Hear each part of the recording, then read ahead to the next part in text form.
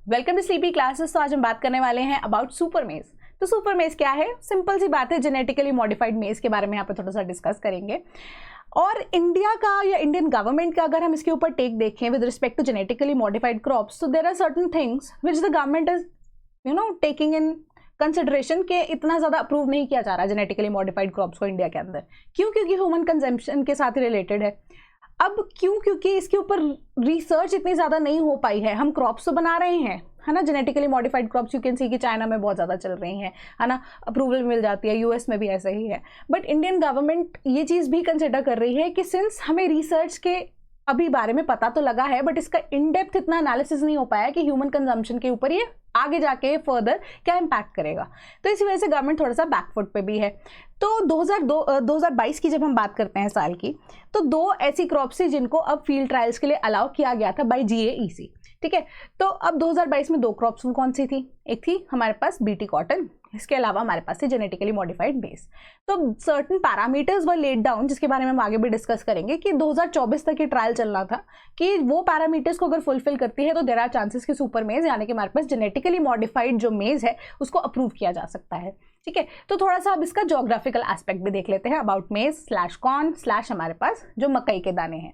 ठीक है, या मकई की क्रॉप है, तो it is a kharif crop. Kharif यानी कि गर्मियों में आप कह सकते हैं मॉनसून सीजन की क्रॉप है, बट एट टाइम्स इसको राबी सीजन में यानी कि विंटर्स में भी कई बार ग्रो किया जाता है। बट मेजरली ये बेस्ट एग्जाम्पल है ऑफ खारिफ, क्योंकि इनिशियली शुरू कैसे किया गया था, इसको एज अ खारिफ क्रॉप ही ग्रो करना शुरू किया गया था। And humid subtropical temperature चाहिए, वार्मर टेम्परेचर्स चाहिए, तो इंडिया में ये ईजिली ग्रो कर सकती है। अब रेनफॉल की बात करते हैं तो 200 mm की मिनिमम इसको रेनफॉल चाहिए, प्रेसिपिटेशन चाहिए। इजीली इंडिया में ये भी सर्टन स्टेट्स में ग्रो भी की जाती है। आफ्टर दैट इसको हम एक सीरियल क्रॉप मान के चलते हैं, यानी कि ना ये पल्सेस हैं, ठीक है, ना ही ये मिलेट्स हैं, यानी कि ये क्या है, एक सीरियल क्रॉप है। तो इसका यूजेस देखते हैं कि सीरियल क्रॉप जो है इतना यूज में नहीं हमें देखने को मिलती। कॉर्नफ्लेक्स खाते हैं ना अब, ठीक है, बट कॉर्न का इतना ज़्यादा यूजेज हमने जो है अभी के इंडियन पर्सपेक्टिव से इतना ज़्यादा नहीं देखा है। ठीक है, तो इसी वजह से जो ह्यूमन कंजम्पशन है ना कॉर्न की, वो अराउंड 20% ही रहती है ऑफ द प्रोड्यूस। ठीक है, फॉलोड बाय मैक्सिमम कहाँ जाता है, लाइव स्टॉक में अराउंड 60%। 20% तो हमने निकाल दिया, 80 में से 60% जो है वो लाइव स्टॉक को फीड होती है, जिसमें मेनली किसको फीड की जा रही है, ये चिकन्स को, है ना। तो चिकन्स जनरली ये इसके ऊपर सस्टेन करते हैं। आफ्टर दैट इथेनॉल प्रोडक्शन, क्योंकि स्टार्च का कंटेंट बहुत ज़्यादा है, followed by textile, then paper, then pharmaceutical and food and beverage industry. तो ये लास्ट की जो हमारे पास ethanol production, textile, paper, pharmaceutical, food and beverage industry जितना भी इंक्लूड करती है, ये यहाँ पे क्यों ज़्यादा कॉर्न को यूज़ कर रही है? क्यों? क्योंकि एक तो ह्यूमन कंजम्पशन कम है, फॉडर के लिए ज़्यादातर यूज़ की जा रही है, बाकी जो बचा कुचा जो है वो स्टार्च की प्रेजेंस जो है इसके अंदर बहुत ज़्यादा होती है। ठीक है, तो 2 पॉलीसैकेराइड्स होंगे जिनके बारे में हम आगे डिस्कस करेंगे।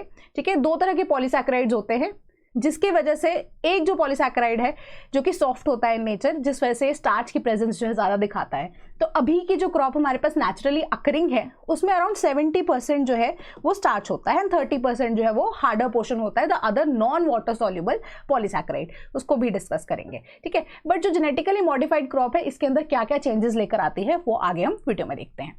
सबसे पहली चीज़ कि जेनेटिकली मॉडिफाइड जो मेज है वो अब अप्रूव कौन करता है कि इसके ट्रायल्स होंगे। ठीक है, दैट इज GAEC, जिसके बारे में मैंने आपको बताया था, जो कि एक अप्रेजल कमेटी है with respect to genetic engineering. ठीक है, इसके ट्रायल्स 2022 में शुरू हुए एंड 2 स्टेट्स में अप्रूव करवाए गए थे ये ट्रायल्स। NOC 2 स्टेट्स से ली गई थी, one being Karnataka and Haryana. And जो 2 पैरामीटर्स ले डाउन किए गए थे वो यही किए गए थे कि 2 कंडीशंस हैं। पहली ये कि ये जो आपने जेनेटिकली मॉडिफाइड मेज बनाई है it should be resistant to S. Frugiperda. अब ये S. फ्यूगीपर्डा क्या है? एक तरह से आप लगा लीजिए ऐसा वॉर्म है या ऐसा कीड़ा है जो कि फसल खराब कर देता है। And not with respect to maize only, wheat के केस में, राइस के केस में भी ये ऐसा वॉर्म है या ऐसा इंसेक्ट है, ऐसा कीड़ा है जो अब सारी की सारी फसल खराब कर देता है। तो जो आपकी मॉडिफाइड क्रॉप है, सबसे पहली बात यह है कि इसके रेजिस्टेंट होनी चाहिए।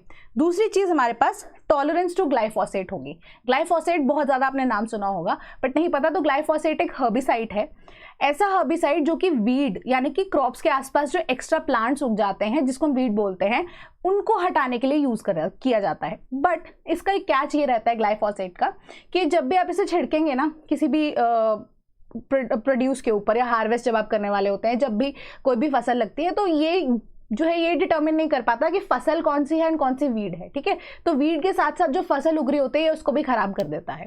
तो एक तरह से टॉलरेंस अगर ग्लाइफोसेट की होगी तभी वीड को एलिमिनेट कर पाएंगे विदाउट इफेक्टिंग द हार्वेस्ट या विदाउट इफेक्टिंग द क्रॉप, है ना। तो ये 2 पैरामीटर्स रखे गए जो कि अब फाइनली अप्रूव तो नहीं, मतलब आगे कमेटी की तरफ से ये रिपोर्ट जाएगी, ठीक है, but as per the data ये दोनों चीजें जो है अभी तक एग्जिस्ट करती हैं जेनेटिकली मॉडिफाइड मेज के अंदर।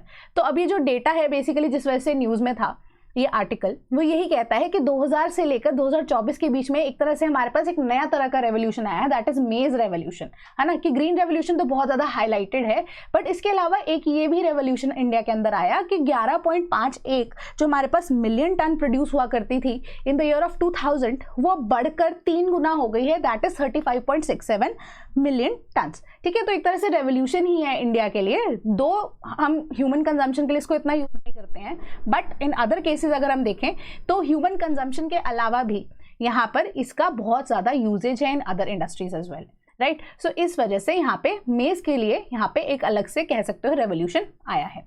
देन अब हमारे पास जो मेज का जेनेटिकली मॉडिफाइड वर्जन है इसको क्या अब नाम दिया जा रहा है, या आप कह सकते हो लेमैन के लिए क्या नाम दिया जा रहा है, दैट इज वैक्सी मेज हाइब्रिड।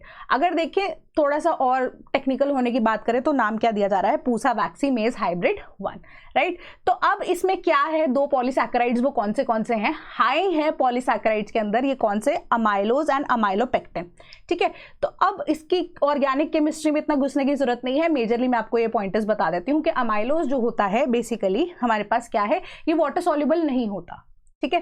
वाटर सॉल्युबल नहीं होता, जब इसकी डिस्टिलेशन या फर्मेंटेशन वाला प्रोसेस जब हम शुरू करते हैं, डिस्टिलेशन तो बाद में आ गया, फर्मेंटेशन वाला प्रोसेस शुरू करते हैं तो एक क्रिस्टलाइज हो जाता है, यानी कि पानी के अंदर सॉल्युबल नहीं होता एंड मेजरली एक हार्ड पोर्शन होता है। मकई के दानों में जो हार्ड पोर्शन आप फील कर पाते हैं that is because of the presence of amylose, ठीक है। और ये सिंगल चेन पॉलीसैकेराइड है। ये 3 पॉइंटर्स इनफ होंगे। अमाइलोपेक्टिन की बात कर लेते हैं, तो ये सॉफ्टवेयर वर्जन है जिसमें स्टार्च मेजरली कंटेन किया जाता है, या स्टार्च मेजरली जिसके अंदर प्रेजेंट होता है। ये वाटर सॉल्युबल भी है एंड इजीली क्या होगा, स्टार्च के प्रेजेंस की वजह से अब इसका यूजेज जो है वो ज्यादा रहता है एज कंपेयर टू अमाइलोस, ठीक है। तो एज अ रिजल्ट अगर आप थोड़ा इस चीज को समझ पा रहे हैं तो हमें ऐसी जेनेटिकली मॉडिफाइड मेज चाहिए थी जिसमें अमाइलोपेक्टिन का कंटेंट ज्यादा हो एंड अमाइलोज का जो कंटेंट है वो कम हो। तो इसी तरीके से इसी चीज को फॉलो करते हुए जो जेनेटिकली मॉडिफाइड हमारे पास मेज एग्जिस्ट करती है नई वाली, ठीक है, उसके लिए 93% जो हमारे पास एग्जिस्ट कर रही है, या जो नया हमारे पास आ रहा है हाइब्रिड टेक्निक ऑफ दिस मेज, वो 93% उसके अंदर अमाइलोपेक्टिन होगा एंड रेस्ट 7% जो है हमारे पास अमाइलोज उसमें होगा। तो एज अ रिजल्ट क्या है कि हमारे पास जो प्रोडक्टिविटी है, या जो आप कह सकते हो कि विद रिस्पेक्ट टू जितनी भी रिक्वायरमेंट है वो बढ़ जाती है ना। स्टार्च की प्रोडक्शन ज़्यादा होगी तो हमारे पास आउटपुट भी हम कंसिडर कर सकते हैं कि बेटर हो सकता है, ज़्यादा हो सकता है। तो इसी को अनटिल अनलेस गवर्नमेंट इसको पास कर देती है, तो ऑलरेडी जो अब जिन्होंने ये टेस्ट किए थे, रिसर्च की है, उन्होंने एक मेमोरेंडम ऑफ अंडरस्टैंडिंग जो है वो साइन कर ली है with the distillers of Uttar Pradesh, जिन्होंने at commercial levels at in certain districts of Uttar Pradesh अगर आप देखें तो ग्रो भी करनी शुरू कर दी है जेनेटिकली मॉडिफाइड मेज, ठीक है। तो most probably it will get the permission of the government of India, ठीक है। तो अब इस वजह से क्या होगा, डिस्टिलर्स का यहाँ पे फायदा होगा आगे। क्यों? क्योंकि अब डिस्टिलरीज के बेसिस में अगर आप देखें तो इथेनॉल प्रोडक्शन के साथ इसका लेना देना है, एंड इथेनॉल से यहाँ पे ये नहीं है कि अल्कोहल की ही प्रोडक्शन होगी, बहुत सारे और भी चीजें हैं, है ना। तो डिस्टिलर्स के लिए ये एक बेनिफिशियल चीज क्यों होगी, क्यों? क्योंकि शुगर केन का सीजन जब खत्म हो जाता है तो डिस्टिलर्स का दुकान बंद होने वाला यहाँ पे नौबत आ जाती है, तो उसको कॉम्पनसेट करने के लिए यहाँ पे क्या मेज का ये हाइब्रिड वर्जन यूज किया जा सकता है, ठीक है। तो अब इसका मेजर रिलेशन मैंने आपको कहा था इथेनॉल प्रोडक्शन के साथ है, तो इथेनॉल के लिए हमें क्या होगा, बायोफ्यूल्स की जो प्रोडक्टिविटी हमें बढ़ानी है, यानी कि जो हमने मिक्स करना है पेट्रोल के साथ बायोफ्यूल या इथेनॉल, उसको अब इस यहाँ पे क्या मिलेगा, बूस्ट मिलने के चांसेस है ना। बूस्ट कैसे? क्योंकि हमने ग्लोबल बायोफ्यूल अलायंस का पार्ट है इंडिया भी, और हम 2022 में 10% इथेनॉल के साथ पेट्रोल जो है मिक्स करने का टारगेट अचीव कर चुके हैं, एंड 20% ब्लेंडिंग जो है वो अब गवर्नमेंट ने प्रॉमिस किया है बाय द ईयर ऑफ 2025-26। तो उसके लिए हमें जितना भी अब शुगर केन, तो क्योंकि एडिबल प्रोडक्ट है ना, ह्यूमन कंजम्पशन के लिए भी बहुत ज्यादा है, शुगर फैक्ट्री में भी बहुत ज्यादा यूज होता है, ठीक है। तो अब यहाँ पे कंजम्पशन जो है शुगर केन की बहुत ज्यादा हो रही थी, है ना, तो पीछे से बचता नहीं था इतना ज्यादा, और कॉस्ट कटिंग वाला बात हो जाती है, एंड गवर्नमेंट गवर्नमेंट ने भी क्या कहा था कि राइस जो है उससे भी अगर आप ये प्रोड्यूस करना चाह रहे हैं तो हम वो नहीं कर सकते, आपको एक्सेस सप्लाई नहीं दे सकते। तो वो सप्लाई गवर्नमेंट ने कट डाउन कर दी थी। क्यों? क्योंकि हम अपना बफर स्टॉक नहीं देना चाहते। तो अब उसके लिए मेज जो है कॉम्पनसेट कर सकता है इन द कमिंग फ्यूचर, अगर गवर्नमेंट इसे अलाउ करती है। आफ्टर दैट एक और नई स्ट्रैटेजी जो कि थोड़ी सी नेचुरल है, जेनेटिकली वर्जन, यहाँ पे जेनेटिक वर्जन उसका नहीं है, वो भी डेवलप की जाने की बात की जा रही है। दैट इज के अब जहाँ पे हमें HYV सीड्स मिले थे पेंसिल्वेनिया से मिले थे जनरली, है ना, as per my knowledge. But अब जो international maize and wheat improvement centre है मेक्सिको में, उन्होंने इंडिया में भी एक सेंटर बनाया in Karnataka by the name of double haploid centre with the, या आप कह सकते हो in collaboration with the agriculture university Bangalore. ठीक है, तो इन दोनों में अब डबल हैप्लॉइड का बेसिक मीनिंग क्या है, नाम से आपको पता होना चाहिए। साइंस बैकग्राउंड है, बहुत अच्छी बात है, पता होगा। नहीं है तो मैं आपको बता देती हूँ। हैप्लॉइड्स क्या होते हैं बेसिकली, अब एग्जांपल देती हूँ कि ह्यूमंस के अंदर कितने हैं, 23 पेयर्स ऑफ क्रोमोसोम्स बोलते हैं या 46 क्रोमोसोम्स बोलते हैं हम, है ना। तो 23 पेयर्स ऑफ जीन्स जिसको भी हम बोलते हैं, तो हम डबल हैप्लॉइड्स हैं क्योंकि वो पेयर्स वर्ड यूज किया जा रहा है। तो इंडिविजुअली अगर हम देखें तो फीमेल एग के अंदर भी 23 क्रोमोसोम्स हैं, देन मेल के जो स्पर्म है उसके अंदर भी 23 क्रोमोसोम्स हैं। तो अब उसको हम क्या बोलेंगे, जब वो आपस में मिल जाते हैं तो 23 पेयर्स बन जाते हैं। तो हम क्या हो जाते हैं, जब इंडिविजुअली होते हैं एग्स एंड स्पर्म्स के अंदर, तो वो अब क्या होंगे, हैप्लॉइड्स होंगे। दोनों आपस में जब पेयर्स बना लेते हैं तो वो डबल हैप्लॉइड्स हो जाते हैं। यानी कि उसी तरीके से इस जो एग्जिस्टिंग मेज है उसमें अब कुछ नेचुरली ऐसे चेंजेस किए जा सकें, जिसका बेस्ट एग्जांपल हमारे पास क्या होता है, क्रॉस पॉलिनेशन का या हाइब्रिड पॉलिनेशन का। ठीक है, कि हम ऐसा ही जो क्रॉस पॉलिनेशन वाला प्रोसेस को इस्टेब्लिश करते हैं या हाइब्रिड पॉलिनेशन वाला प्रोसेस जो है उसको इस्टेब्लिश करते हैं कि जो भी प्रोड्यूस उसकी फर्स्ट जनरेशन में आएगी हम उसका एग्जैक्ट एक जेनेटिक कॉपी बनाकर रख लेंगे। इससे फायदा क्या होगा, अगर आपने ग्रीन रेवोल्यूशन को इन डिटेल में पढ़ा होगा तो आपको ये भी पता होगा कि HYV सीड्स जो हैं वो एक टाइम की यूजेज के लिए ही होते हैं। माने कि जब नेक्स्ट प्रोड्यूस आती है सरकार से या इवन की जो फार्मर है वापस से उसको सीड्स प्रोड्यूस करने पड़ते, सीड्स जो है वो परचेज करने पड़ते हैं। ठीक है, तो जो सीड्स अब चावल से निकल रहे हैं उसको रीयूज नहीं किया जा सकता। तो उसी चीज को मेज में, ताकि वो ना हो, यहाँ पे एक नई टेक्नोलॉजी यहाँ पे यूज की जाने की बात की है, जो कि नेचुरल भी है प्रोसेस में। यानी कि अब वापस से बार बार जाके फार्मर को परचेज नहीं करने पड़ेंगे सीड्स, यानी कि उसकी इनपुट कॉस्ट जो है अकॉर्डिंगली कम हो जाएगी। तो इस तरीके से जो जेनेटिक हमारे पास ये मेकअप होता था जनरली पहले टाइम पे 5th या 6th हार्वेस्ट में पॉसिबल हो पाता था, but due to this new technology अब हम देख रहे हैं या ये न्यू प्रोसेस जिसके ऊपर काम किया जा रहा है, अब क्या करेगा, ये 2nd या 3rd हार्वेस्ट में ही आपको ऐसा कार्बन कॉपी दे देगा प्रोड्यूस करके ऑफ दैट हाइब्रिड पॉलिनेशन जो कि पॉसिबल है मेज के अंदर। क्यों? क्योंकि अब व्हीट एंड राइस की बात करें तो मेल एंड फीमेल जो पार्ट्स होते हैं वो एक ही जगह पे प्रेजेंट होते हैं, तो क्रॉस पॉलिनेशन इतनी आसान नहीं होती, हाइब्रिड पॉलिनेशन इतनी आसान नहीं होती। वेराज मेज में वो पॉसिबल है। क्यों?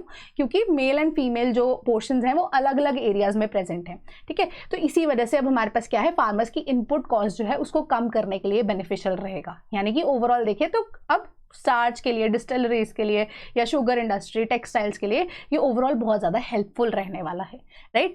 बट अभी तक अगर हम मार्केट में देखें तो प्राइवेट सेक्टर जो है रिसोर्सेज को लीड कर रहा है। क्यों? क्योंकि हमारे पास जितने भी मेज है उसके अंदर क्या हो रहा है कि जो फार्मर है उसको बार बार जाके परचेज करना पड़ रहा है, ठीक है, सीड को। तो अभी तक तो बेसिकली रिसोर्सेज जो है वो प्राइवेट सेक्टर के ही चल रहे हैं मार्केट के अंदर, है ना। बट अब गवर्नमेंट इसको ओवरटेक करने की तैयारी में है थ्रू दिस रिसर्च। तो यहाँ पे जेनेटिकली मॉडिफाइड हमारे पास मेज भी है, वेराज अब हमारे पास क्या है, हम नेचुरल तरीके से एक जनरेशनल कार्बन कॉपी बना लेना चाहते हैं ताकि बार बार जो है वो इनपुट कॉस्ट उसको फार्मर्स की उसको कम किया जा सके। ठीक है, so in case if you are preparing for UPPCS तो we are here for you with another batch जो कि ऑलरेडी लाइव हो चुका है, क्लासेस जानी शुरू हो चुकी हैं। We'll be giving you topic wise lectures जो कि सब्जेक्ट वाइज भी होंगे with respect to general studies, with respect to Uttar Pradesh general studies. ठीक है, तो यहाँ पे आपको करंट अफेयर्स भी दिए जाएंगे, national international current affairs along with Uttar Pradesh relevant current affairs from January 2023 onwards. And साथ ही साथ 20 टेस्ट होंगे आपके, जिसमें GS के और UP स्पेसिफिक टेस्ट दोनों इंक्लूड होंगे। एंड कोई भी डाउट होता है तो आप मेंटरशिप जो है वाया टेलीग्राम ग्रुप ले सकते हैं, क्वेरीज आप अपनी ले सकते हैं।